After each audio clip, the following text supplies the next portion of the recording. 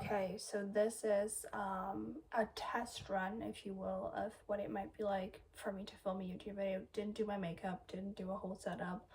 I'm wearing headphones because I think the audio might be better. I think it will be echoey otherwise. And because this is like a test run that will be seen by like 20 people who follow me on Twitter, I just wanted to do a video recommending all the books I think you will like if you're in the Doctor Tomb fandom, because that's where most people statistically know me from. And I'm gonna start right away because I otherwise I'll just babble. Um, but basically, the Locked Tomb series by Tamsin Muir, Gideon the Ninth, Hera the Ninth, Nona the Ninth. If you like those, have you heard of Princess Floralinda and The 40 Flight Tower by Tamsin Muir? That is the only other like physical book you can get of Tamsin Muir's work. You can go to her website, there's some short stories there, and you can also read Undercover, which you can get on Amazon for fairly cheap, like 99 cents. But just so you're aware, this exists. It's by the same author. It's not as good, but it's pretty good. I have another novella. This when Tamsin Muir was not even published yet, in like the sort of lead up to Gideon being published, this and Gideon were sort of paired together a lot because they have some similar themes. I think the authors were both in the Homestuck fandom. I can't confirm that, I wasn't there, but I think so.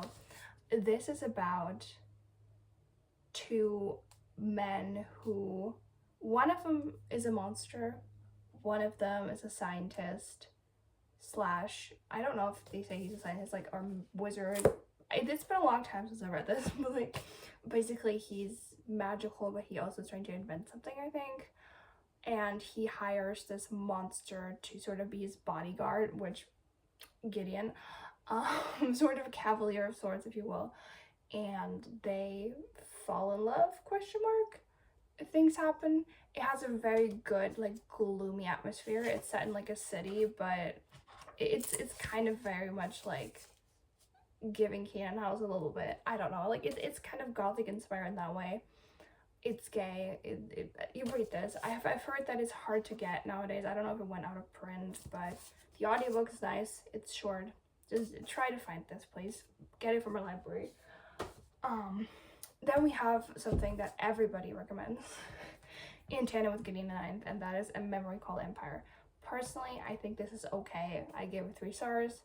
It didn't reinvent the wheel for me. Like, it just, if I think about Gideon the Ninth and I think about this, I just like Gideon a lot more. I really want to read the sequel to this to see if I like it more than this one. This one was good. It had a lot of court intrigue, which is not really something I associate with Gideon the Ninth. It is queer. There's a female-female relationship. I don't know. I think at this point, like, people recommending those in tandem are honestly kind of just going, oh, gay sci-fi, here you go. And I'm gonna do that later. But this, I think you might like if you like sapphic sci-fi, for sure. But I don't really see it that much. I just wanted to mention it because you might. And it's about like a delegate coming to a space station or planet. It's been a while since I've read these. This is not a professional video. Another book that gets recommended a lot in tandem with Gideon Ninth is The Trade of Barrow Comrade. I agree more with this one. I think I can see the parallels between Baru and Harrow. They're not the same, but they're both kind of very intelligent and suffering.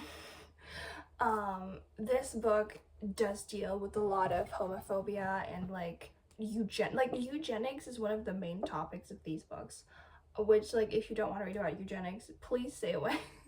This is also fantasy. For like the longest time before I read it, I thought it was a sci-fi. There's some scientific elements, but it's definitely a fantasy. It's set in like a fantasy world. There's no space. There's not that much science. The science can be explained away by being magical. I really like these books. There's a queer relationship that I do think is kind of Griddlehark-esque. There's sort of a knight and lady situation going on. Like I said, the protagonist is kind of a little bit like Harrow. There's a character in later books, I don't remember if she shows up in book 1, but there's a character who reminds me of Mercy Morn. So that's my favorite. There's a lobotomy at some point. There's some tragedies. This is a very difficult read.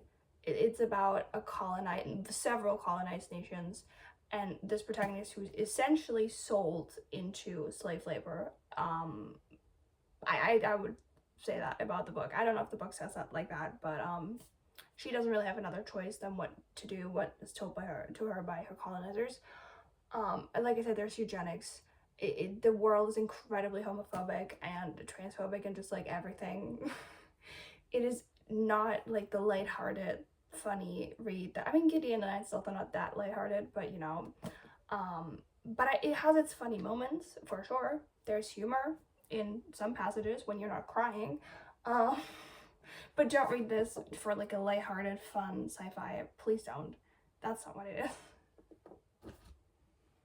This one, I think also gets recommended with Gideon a lot. I remember those even being, I don't know if this is Tor, yeah. I think Tor maybe compared them at some point online. I don't remember that well.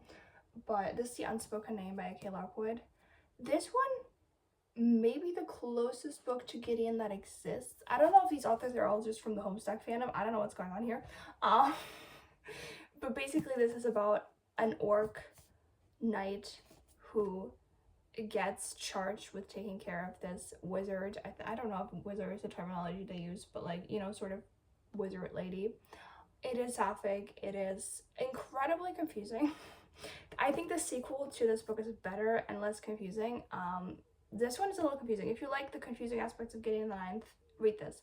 I do think the confusing aspects of Gideon the Ninth are very intentional. It's a mystery. This one, the world building doesn't make sense. Like, it's very... I don't think at any point it's explained to you how exactly this world works. There's gates, there's different planets, there's like, I to this day can't tell how this, like, I think it's dimension hopping, but it's unexplainable, like, I don't remember.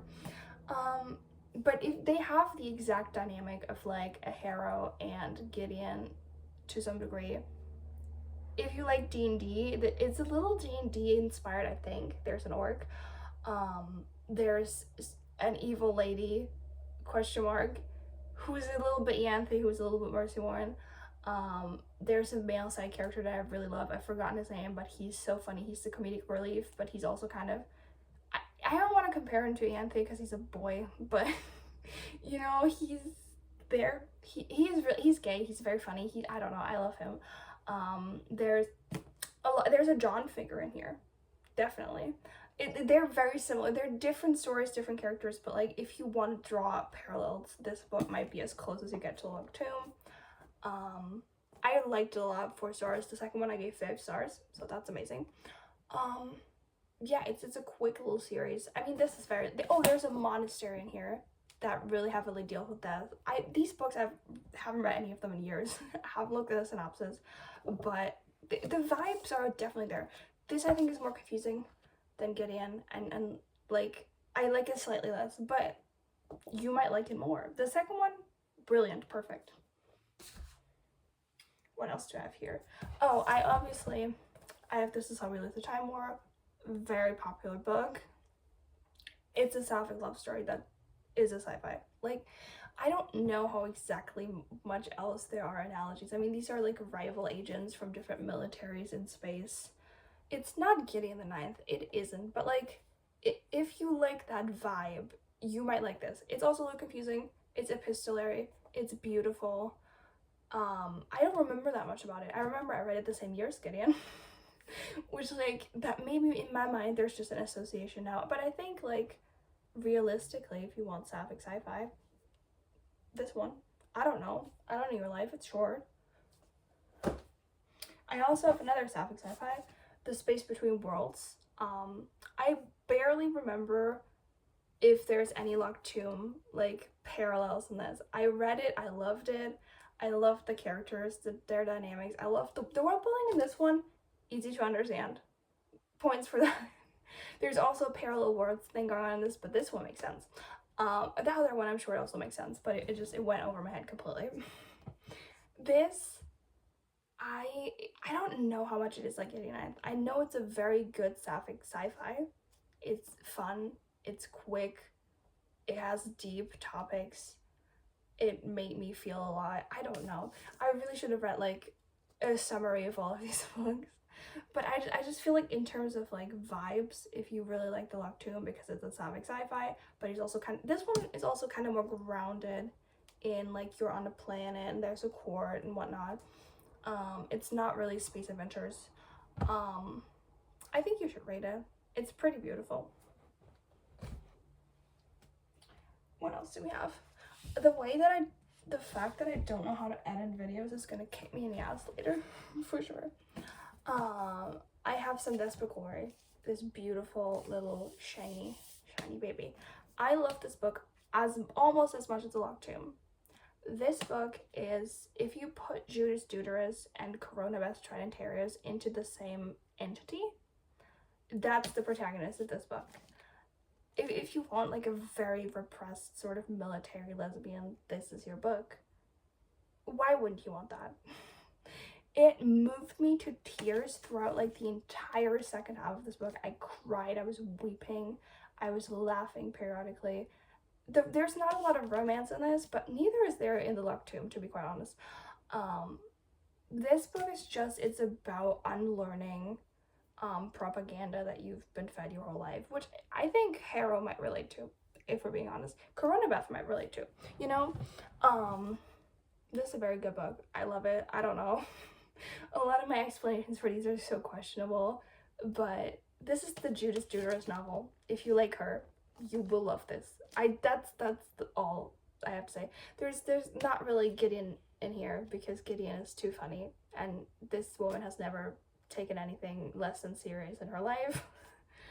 But it's a very good book. I don't know. It's beautiful. The other cover I like more, I have to say, with the woman on front, but this one is shiny. I'm almost done. I have here two of the books from the Savick trifecta. We have The Unbroken. This one is another Jodie Beth novel to me. Military, sort of queen and knight type of situation, or queen and soldier, but you know, she kind of serves as a knight to her a little bit. This one is technically military fantasy. The second one has more of a court fantasy vibe, but if you want a butch main character, first of all, hello. Why wouldn't you? If you're here, you do. I don't know if this series also has a figure that I think is as close to Yanthe as any, and she's only in the second book, but someone who's as close to Yanthe as I think I've ever gotten in another book, if you want that. I think these are really good. They're moving, they're fun, they are gay. That's most of what I have to say about it. I really like it. I think if you like the Locktomb, you might like this. I think a lot of people who like the Locktomb do like this, so.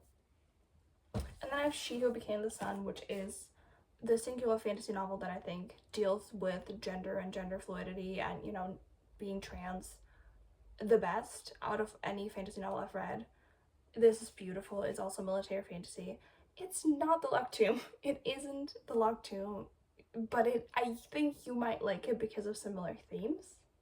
It's shiny, it's beautiful, it's very popular. There's a girl / trans person who is in a monastery. That is kind of griddle arc. Is it? You know what I mean. But yeah, it just tells someone's life story, and the life story of someone who's very determined to succeed, which I think a lot of Locktomb characters are. And then we have, actually let's do two. I'm seeing another one in front of me. These two books are for the Thick South enjoyers. If you like Cam and Paul, here we go. These are yours.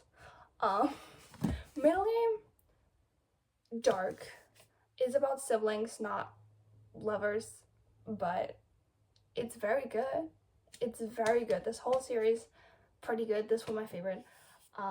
We have very terrible unhinged girl, and we have people who are academics who control the universe. And like, I don't know how to explain this book without spoiling it for you. It's just very good. It's very like grounded in academia, but like actual academia, not like, it's not a dark academia book in any way. It's just like, these are academics, and you know they have such a passion for knowledge, and it's just It is Cam and Paul if they were siblings. If you want that, question mark. And then this one is kind of what I imagine Palamedes' letters to Dulcinea are like. It's very romantic. It's technically a sci-fi, but it's set underwater, and it's told in letters. It's queer, it's romantic, it's sweet. It's just like, this is like the book that I think Palamedes deserves this life, if we're all being honest. But he doesn't have it. So if you want like to heal your heart here, and then I have a very rogue choice just because I love this book so much. I have A Lesson in Vengeance by Victoria Lee. If the only thing you want, and this is the only parallel, if the only thing you want is like sapphic, murderous,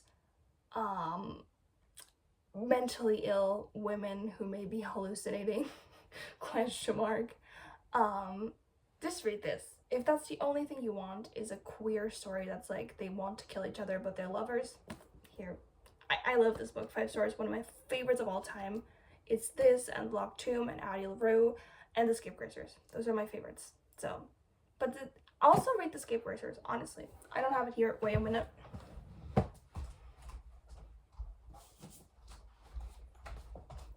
If you want a character whose gender is lesbianism, just read this one. There's also other gay people. I don't know. Like, there's really no analogy. These two are kind of rogue choices, but I love them. So, that is basically all I have to say. Please subscribe in case I ever make another video. And if you are not somebody who knows me from Twitter for some reason, please leave me a comment because I couldn't fathom where you're coming from.